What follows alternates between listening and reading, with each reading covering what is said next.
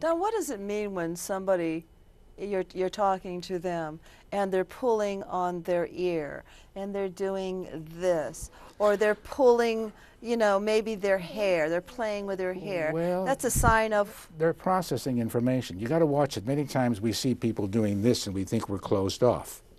Not really. They might be comfortable. Now, if you see this, then they're closed off. Yeah, but that's called the reaching, the retreating. To understand, remember, we all live in a different world. All of our worlds are differently. And the more and listen to the word I use, I understand, to stand under the other person's world. Then you'll communicate. That's good. Yes. Say that again. To stand under their ideas, to put, you know, the other is put yourself in their position for a bit. It's called compassion, to understand their point of view. Then we'll communicate more. And it's difficult to do that when you just have words being spewed across on a computer. Exactly. I'm doing a lot of work with corporate people now called FaceTime. Mm-hmm. And FaceTime is dangerous. I mean, I know... I think so, too. I know people who text each other by say, by the way, I don't love you anymore, text message, sorry, because they don't want to go through the emotion of saying, Badeish, we've had a great relationship, and I really don't, because we're afraid when Badeish, when I say, I don't love you anymore, we'll punch him out. Well, it's avoidance. I mean, Sure. Here's another level of a value system that's going down the tubes because people aren't understanding its value to be able to relate from the heart. Yes. And the more people lose this ability, they will become less and less in touch, not only with their own heart and communications, but with others. And that's another thing that's going on in our society that I'm very concerned about. And yet, Badeish, may I say that this is an opportunity for people like you and I to help change it. Yeah. It can be changed. It's that, you know, all problems there's solutions to the problems. And I think eventually people get back to all of a sudden knowing that communications is an art. The difficulty in teaching communications is you can't do it by a book. No. You have to go there and see and feel how the person is coming across. See, right now, Badeish, you gave me what they call a receipt. When you're with a person and you're listening, then I know that, and you're going this way, that's called a receipt. Yeah, if I was doing this, I'd say... You would already know, oh, she's not getting I this. know, I know. Because remember, communications is not only listen. I teach people how to listen with their eyes. Listen with your eyes. Look at their body language. What are they telling you? The eyes go right to the soul. There's more connection from the eyes than the ears. So Absolutely. And listening is very, very difficult. You know, it's kind of interesting because when someone's lying, yes, their eyes go back and they'll look over here, they'll look over here, yeah. but their eyes will move back and forth, and the expression can stay the same. But when their eyes are moving back and forth, you know that you're not getting the truth. Sure, it's just like you ever notice how people who are athletic people, that they look down a lot? They look down a lot because they're into kinesthetics. Their whole life is in their body. So when they talk about sports many times, they look down a lot because their whole existence is in that body. They get hurt, it's over for them. And that to read them and to understand that people do want to understand and they do care. And it's not, when I'm not communicating properly, it's not your fault. If I don't get the message across, I'm the one that takes responsibility for it because I want to get it across. Many times we have people say, well, why don't you understand that? And no, how can I help you to understand it more? There's a big difference because the first one is offensive. Sure, it makes them wrong. Well, it also gives up choice. Yes. The second one is an invitation. Yes. So a lot of what you're talking about is keeping the door open and that invitation extended, and you get so much further in life by being committed to coming from that feeling place. And we're all emotional human beings. Yes. We buy by emotions and justify by fact. By that I mean, you see an advertisement for a car. You go, oh, doggone it. Boy, I'd like to get a new car, but all of a sudden, and I can get a good rate on it. See what I'm doing? I'm buying by emotion and justifying by fact. Yeah. And we do that a lot through commercials. Mm-hmm. Good. Well, there's something that I want to ask you about when you're working with someone privately. Do you ever have them look in the mirror and do exercises so that they can see their gestures or their expressions? And I get them on camera. Ah. Now, but see, I don't believe in reality shows. I know that anytime because my wife and I like to watch reality shows, but they're not a reality show. If you know that there's a camera or a microphone somewhere, it's not a reality show anymore. So when I get people, I do a baseline with them. I help people understand there's a thing called your biographies and your biology. Your past is driving you where you're talking today. Your past, your biographies and your biology. Yes. Where the Badeish looks to today is all her past history is there. If you know about your history, then we can help change this, because Badeish, you're not your history. That's your past. So the first thing, yeah, so I work with people to know that you are not your past. There's that simplistic saying, yesterday's history, tomorrow's a mystery, today's a gift. That's why they call it the present. One of the areas that I'm constantly working on is to stay in the present. And when you stay in the present, Badeish, you are an excellent communicator. You're there in the moment. You're not thinking about this or that. I had a friend the other day who was trying for a job. I said, I want you to think of this before you go for the job. Think about how lucky they would be if they could hire you, instead of the other way around of, oh, I hope they hire me, oh my gosh, I hope. No, take the point of view. Take the point of view that they'll be lucky enough to have that person. It's being in the power of now. The power of the now.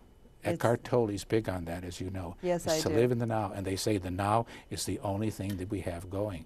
Powerful people live in the present. Well, that's the only truth. Yes. That it's right now. Yeah. And you create your future now. In the now. Yeah. Well, the other thing I wanted to ask you is, what is you do a videotape in your working with your clients.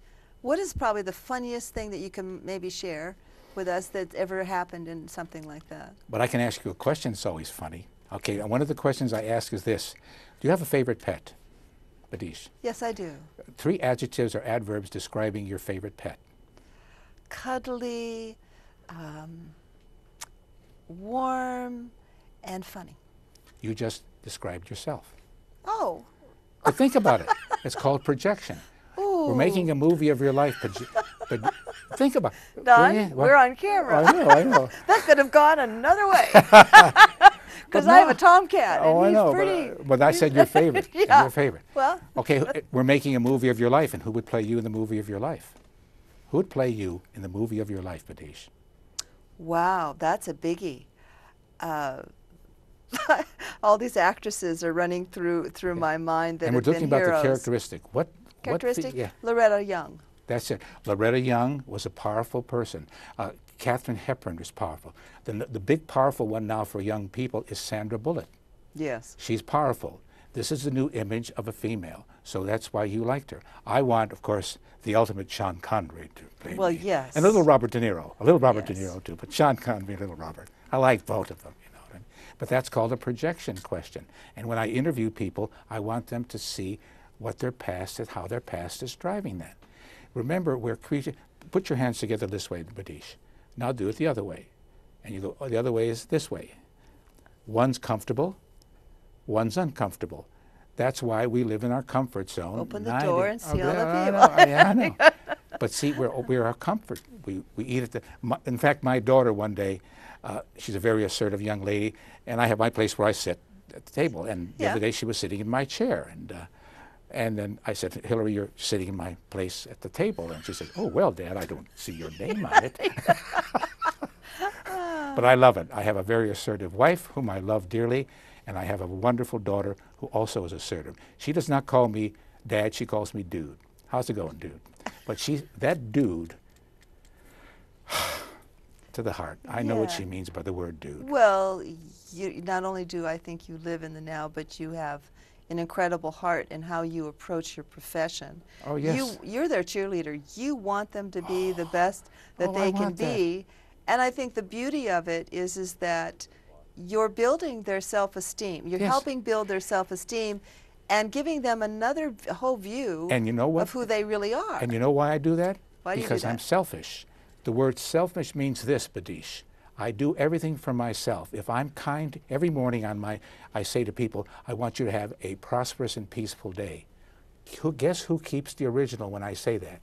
Yours truly. Oh, that's beautiful. So Why don't you say that again? So when I'm telling people have a peaceful and prosperous day, I'm keeping the original. So I'm sewing it out to Badeish. But also, if you do that, I'm also keeping it for Don Wright. Don Wright, I want you to be peaceful and prosperous today. So that's why I can't. There's a book called "You Can't Afford the Luxury of a Negative Thought." I still get negative thoughts. Oh, that's true. But I drive them back, because if I'm throwing out negativity, you get back what you throw out. And I'm just throwing out good stuff. It only took me 76 years to figure it out. Yeah, I think we're late bloomers. Yeah, I know that too. I am, that So too. do you plan to write a book? No. Really? Maybe one of these days. I'll write an article, because I think I don't read too many books myself. Maybe I will, but I'm more auditory. I like to look at videos. My wife is a visual. She reads books. I want to watch TV. I want to listen to the CD, because I'm an auditory person. So I'll do a CD.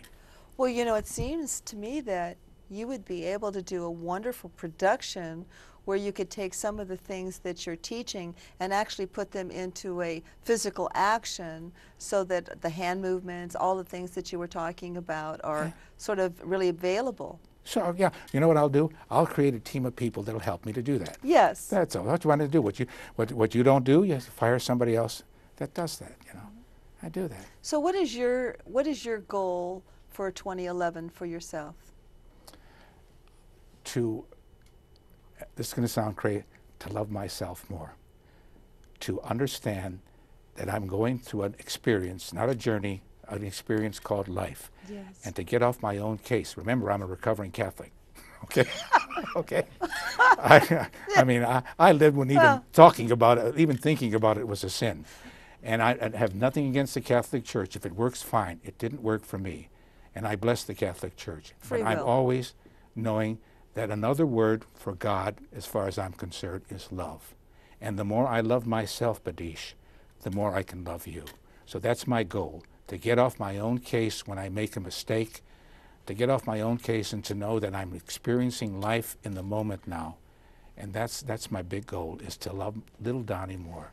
Don, I'm so glad that you shared that, because if everyone was listening, would take that to heart, they would understand that before we can love anyone else, we have to love ourselves. But in our world, we have been cultured to give ourselves up. Yes. To not trust our gut feelings, not to trust our senses. No. All of this is our birthright, and yet by the time, now it's happening at a younger and younger age. Yeah. Badeish, I asked people a question. What when you were born, if you were told that you were a gift, yes, not a sinner? There's nothing wrong about the word sin. Sin, by the way, sin comes from missing the mark in archery. That's where it comes from. Are we getting near the end of the close? We're getting close to that. Because I have to close with one more thing. I have to go. Okay. I'm sorry, Don. Be sincere. I'm sorry, Don. We want to thank our sponsors, El Pollo Loco in Beaverton on Southwest Cedar Hills Boulevard and on Gleason Street in Woodland Village, and Westside Florist in Aloha Market Center and Southwest TV Highway in Aloha. And remember to create possibilities in your life and expect a miracle. See you next time. Bye.